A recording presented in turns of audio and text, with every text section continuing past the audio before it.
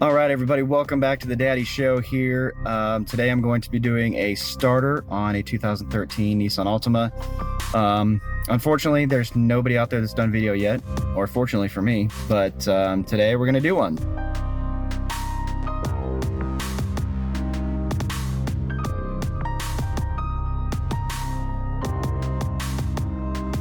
I'm not sure if this applies to everybody out there, but hey, hopefully it does. Hopefully it helps you out. So I will be, I'm going to apologize ahead of time.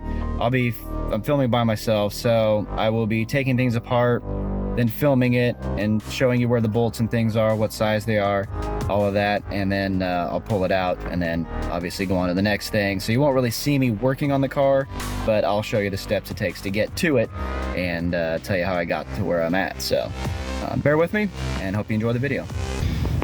And of course, the first thing to do is disconnect the battery by loosening this bolt here first on the negative side. Always do negative first, and it's an 11 millimeter. All right, so what I had to do is I had to pull these three bolts out from this hole, and this hole here to pull out the intake tube that goes from here to here. I also forgot to mention that I had to pull these little retainers. You just pop up on this top piece and then pry up under here and it pops it out. I had to pull them out of this hole, this hole, this hole, and this hole, so I could pull this whole piece up so I could get this piece pulled out. This is the front of the end, or this is the engine where it goes into the intake. And this is where the radiator sits. That's the radiator side. So that's how I pull them out to get to that. The next step is going to be to pull these bolts down here to pull this tray out and get this out. And I'm going to have to pull this bolt here and here to get the computer out. And the starter is down underneath there.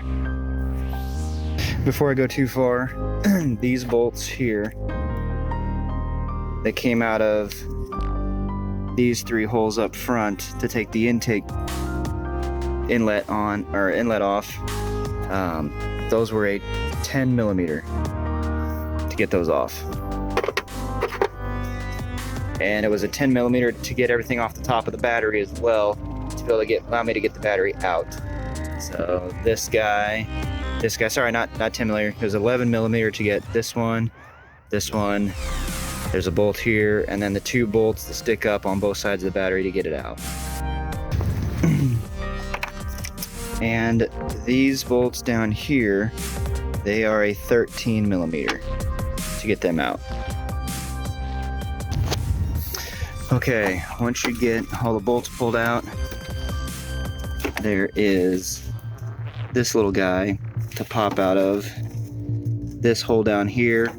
I had to squeeze both sides of it with a pair of pliers like this, and then pry it out between the pliers with a screwdriver in order to get it out. So that's how I got that out. Now I've got to pull this plate while moving this out of the way. That's the computer. It connects back there in two places as well as over here. And I'll pull that plate out, and then we'll go from there. Alright, I kind of skipped ahead a little bit here. I went ahead and pulled the entire intake box completely out. And then I pulled the entire computer unit out. I had to unhook 1, 2, 3, 4 connectors. And these pieces up here, they rotate up out of the way. You have to put a little screwdriver down in a slot right there, pry up and out at the same time, and it will automatically, as you pull this piece up, this cam lever up, it'll pull the connector out of the computer. So once it starts to come out, just flip this up all the way, and then pull the whole thing right out of the computer, and then the whole thing will pop out as long as you've undone all the bolts. Okay, now the next step is to get this plate that the battery plate sits on and the computer bolts to, get that out. There's one bolt over here and one right over here. So it's a 13 millimeter. Once I pop those out, that whole plate should come out. Okay, also I'm finding out that there are 2 bolts right there to hold that wire, that plastic piece, this plastic piece here, which comes up here, holds all these wires for the computer out of the way. I'm gonna have to undo those before I can get that plate out. So those 2 bolts there, which are 10 millimeter, this guy over here, which is 11 millimeter, and then that one right there, which is 11 millimeter, and then this plate should come out. Okay, now that I got that plate out, I put the bolts back in the holes that they came out of, just so I can keep track of them. And so here's that big plastic mess of wires and everything that go to the computer. Pretty much, those are pretty important, so you want to try to stay out of the way of those. So right here's where the starter is. There's the top of the solenoid. There's one of the wires I'm gonna have to disconnect. And the dipstick for the transmission is in the way, so I'm going to have to undo the bolt for that, which is down there a little ways, way down here, right there.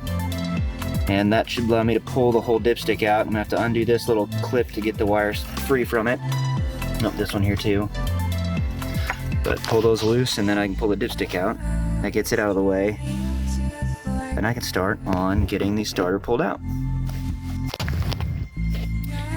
Okay, so you'll see the glove. I've got a glove down here folded up.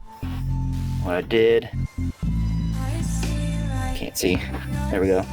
That's the bolt right there that holds the dipstick in. Right there's the hole. I stuck a finger of the glove in the hole and folded the glove up to keep dust and dirt out.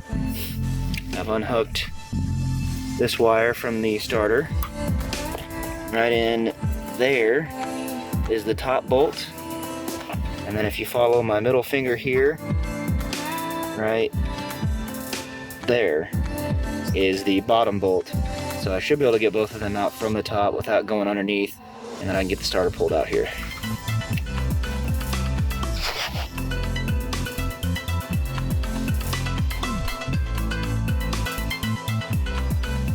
And very quickly, I just wanted to show how I have my ratchet in front of this, underneath this, and to kind of show, you're looking straight down at it, kind of show the angle I had to go at to get it.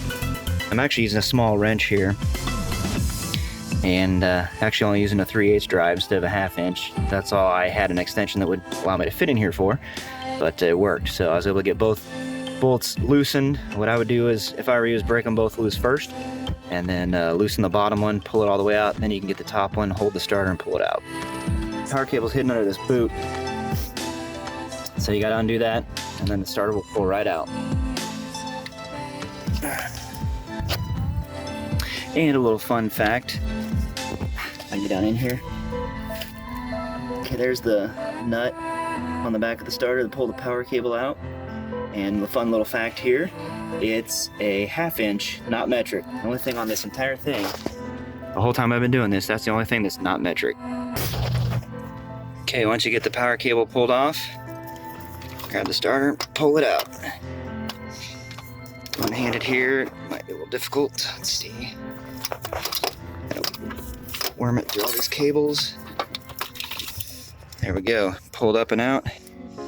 And there is a metal gasket that fell off of it, so I gotta retrieve that. But here's the starter.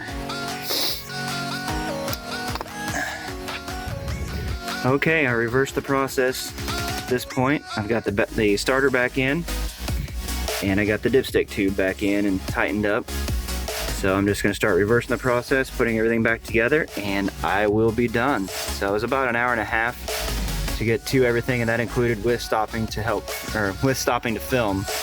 So you can probably do it in a little bit less than that. So, but I'd say about an hour and a half is a pretty good estimate to get to it. And then put it back together. Should probably take me about another 45 minutes to an hour, and I'll be done.